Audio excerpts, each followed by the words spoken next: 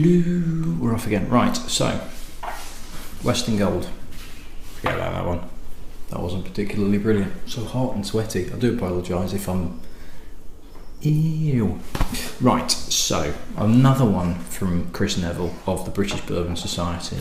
So if you like bourbon, you don't even have to be British. Get yourself on Facebook, search for the British Bourbon Society, join those guys. I think it's one of these closed groups, so you've got to request joining. But tell them I sent you, tell them a Dram A sent you, and whoever signs the guys up should let you in, because it's well worth doing it. And they are a lovely bunch of people, men and ladies. Gentlemen and ladies, whatever. But yeah, it's a really nice bunch there, really friendly. And this was another sample sent by Chris Neville. So this one is Johnny Drum. It's Johnny Drum Private Stock. So Johnny Drum's a brand from the KBD, or Kentucky Bourbon Distillers, which I covered off when I did the Willett review, which was the one before the last one. So not Western Gold, go back another one, go to Willett and go see that, because that's where I talk about the distillery, which is in Bardstown, Kentucky, and the history behind the Willett distillery, which then became KBD stroke Willett. Willett is now back up and running. I think they started in 2012. I know it was like a couple of days I talked about it, but it's gone. And Johnny Drum is one of their brands. So this is one where the Evan Colsveen, who is now the owner, part of the family, Drew Colsveen is also the master distiller.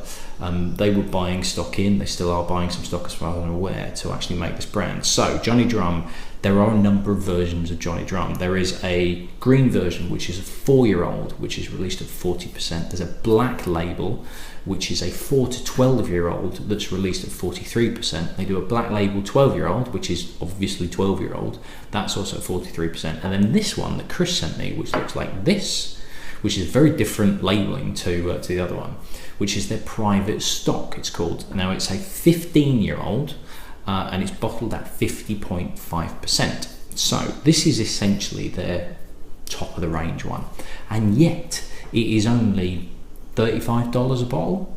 Master Malt and Whiskey Exchange is selling it in the UK at 43 quid. I think it's 42.95, but in the US, and it's been down as low as $25. You're looking $25 to $35 for this, which for a 15-year-old bourbon is a pretty bloody good price. So I am very intrigued to see what this is like. If you want the history behind the Willett distillery, of which this is part of their range, watch the other one. I'm not going to go into it now. It's late. My wife's still stuffed full of cold. It's a pregnant woman suffering from a cold. I need to go and look after her. No offence to you lot that are watching this, but I need to deal with her. Not deal with her like that. That's kind of, you know what I mean. Yeah.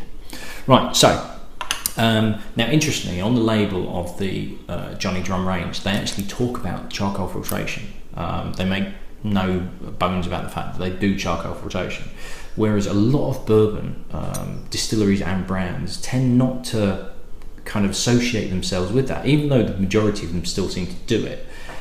There's this, I think it's because of Jack Daniels, because Jack Daniels is kind of like, we do charcoal filtration. Bourbon tries to distance itself from something like Jack Daniels, so they tend to keep it quiet. They don't go, well, we do charcoal filtration as well. They're more about, we are bourbon, we do things differently, we don't do that rubbish that Jack Daniels do. So they tend to keep quite quiet about it, whereas Johnny Drum are like, yeah, we'll do it. Now, Johnny Drum itself, in terms of the name, I've found a little bit from their company website of supposedly the story behind it. So I'm going to read this out to you because it's, yeah. The year was 1861. Confederate forces began firing on Fort Sumter in Charleston Harbor on April 12th, recognized as the official date the Civil War began. Boys as young as 8 years old were attempting to sign up to fight for the noble cause, but individuals under the age of 18 couldn't join the army unless they wanted to be a drummer or bugler.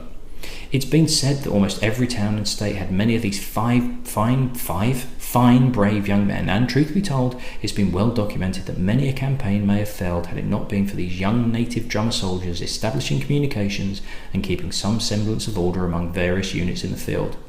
Like so many other young men during this time, Johnny Drum attempted to join a regiment in his home state, but was turned down because of his age. Eventually, Johnny ran away from home and found a regiment to take him in and allow him to serve as a drummer boy. So the guy's called Johnny Drum, and he becomes a drummer boy. Wow, who'd have thought, eh? Upon completion of his duty in the end of the Civil War, legend has it that Johnny returned home to settle down amongst the rolling bluegrass knobs of his native Kentucky. I'm not quite sure what rolling bluegrass knobs are.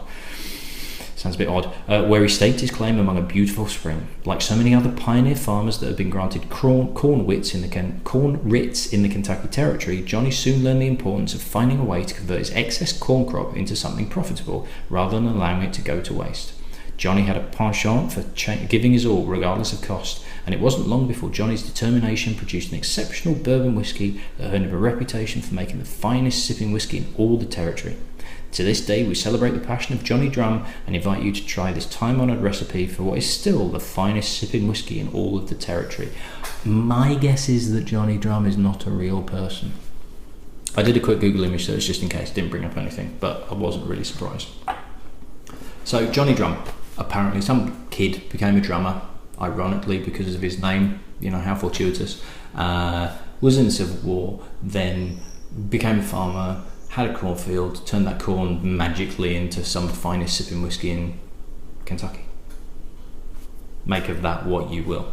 Or, alternatively, somebody's come up with a bourbon whiskey that they quite like and they're looking for a name to sell it as a brand, and they reading a book on the Civil War or something like that, and they're learning about drummer boys, and it's like, my son's called Johnny, let's call it Johnny Drum, something like that.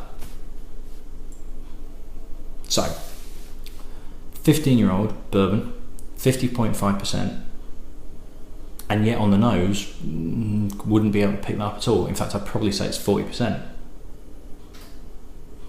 It's not a great deal of heat. Even taking quite a big breath in, it's not overly powerful.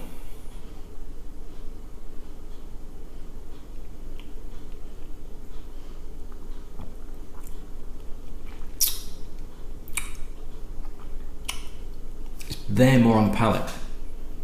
The nose is really soft. Really soft. There's not much depth to it. It's not thin, there's just not a great deal on the nose. It's not rich or powerful or deep or anything like that, but it's not unpleasant, it's just very light. It's sort of like distant caramel. And a very slight lemoniness to it as well. Like a lemon meringue pie, it's got the slight sweetness of the meringue topping with the lemon curd underneath. And a very, very soft caramel.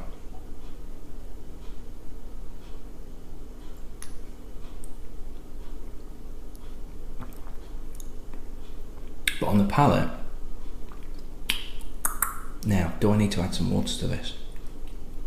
No, I don't think I do. There is some heat, and it's the alcohol heat.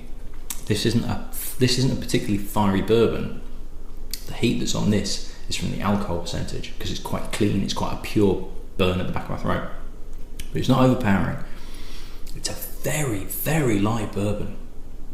It's sort of a lemon meringue pie again. You know how a lemon meringue pie is a good one? Is the lemon is not sharp, it's really soft and sweet, and the meringue is light and fluffy and slightly chewy. And it's got elements of that. It's kind of sweet and soft, but it's really subtle.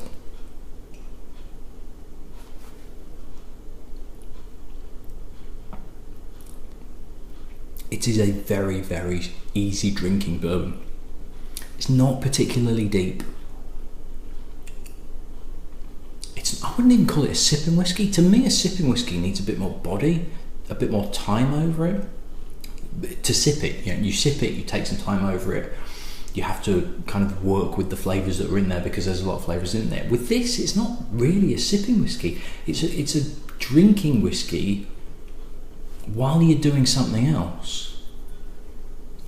I don't know, writing, or not just slobbing in front of the telly, but actively doing something else, work, or you're writing something down, or you're planning something. I don't know, but it's just one where it's a good bourbon, don't get me wrong. It's actually really, really easy to drink. It's really smooth. It's not hugely complex, but the flavours that are there are pleasant and actually balance really well, and you've got a good combination of soft, subtle, sweet flavours as well as a bit of a kick from the alcohol.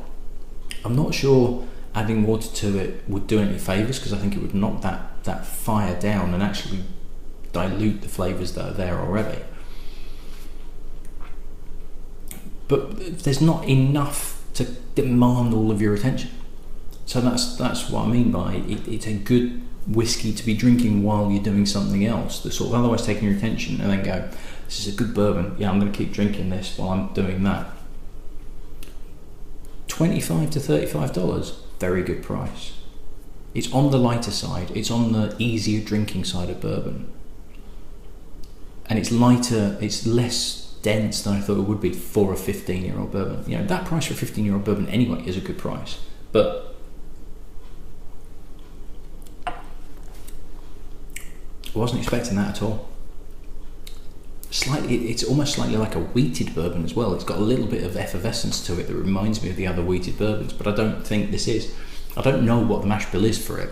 51% corn because it's a bourbon, but apart from that, I couldn't find any information about it whatsoever. So it wouldn't surprise me if there's wheat involved in it, but who knows? If anybody does know, please put comments in the comments section where the comments are, because that'd be quite nice to know what the mash bill is. I honestly couldn't find anything. Bourboner.com, couldn't find anything about it, but that's good for the money. Different as well.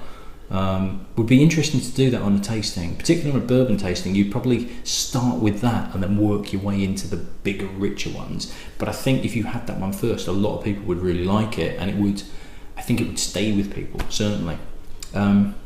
Interesting stuff. Not necessarily an after dinner bourbon either, more of a pre-dinner bourbon, more of a aperitif than anything else. But good stuff, really interesting. Thanks for that, Chris. That was very, very nice indeed. Miles better than Western Gold as well, but that's not difficult. Right, that's me done for tonight. I'm going to try and cool down and make my wife feel better. I shall see you in the next one. Cheers.